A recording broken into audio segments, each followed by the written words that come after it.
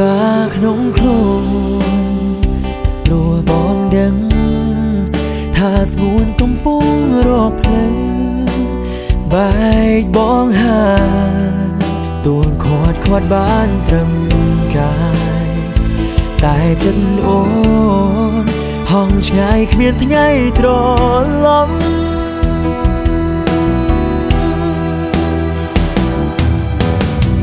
ធ្លាប់ពួនได้សន្យា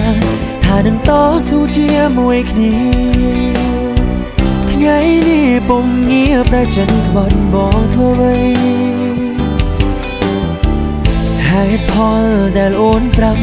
ព្រោះតែបងនេះវាក្រក្រៃគ្មាននៅសល់អ្វីទើបថ្លៃអូនទ្រាំតទៀនមិនបាន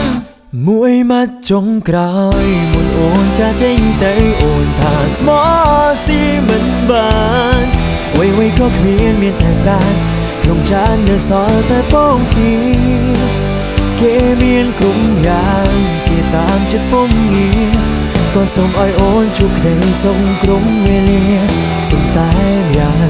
ហាមទឹកភ្នែកនឹងពងទាជួបគ្នាជាតិក្រោយក៏បាន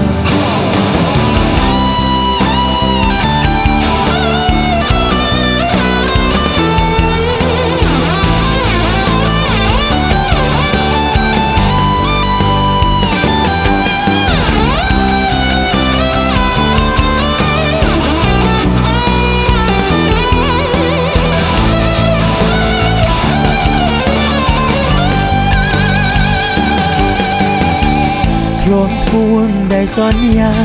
ថានឹងតស៊ូជាមួយគ្នាថ្ងៃនេះពុំងៀបដែលចិនខ្វាន់បងធ្វើអ្វីហេតុផលដែលអូនប្រាប់ព្រោះតែបងនេះវាក្រក្រៃគ្មាននៅសល់អ្វីទើបថ្លៃអូនទ្រាំតទៀនមិនបានមួយម៉ាត់ចុងក្រោយមុនអូនចាចេញទៅអូនថាស្មោះស៊ីមិនបានអ្វីៗក៏គ្មានតែប្រាណក្នុងចាននៅសល់តែពងទាគេមានគុំយ៉ាងគេតាមចិត្តពុំងារក៏សូមឲ្យអូនជួបក្តីសុខក្រុមវេលាសុំតែយ៉ាងហាមទឹកភ្នែកនឹងពងទា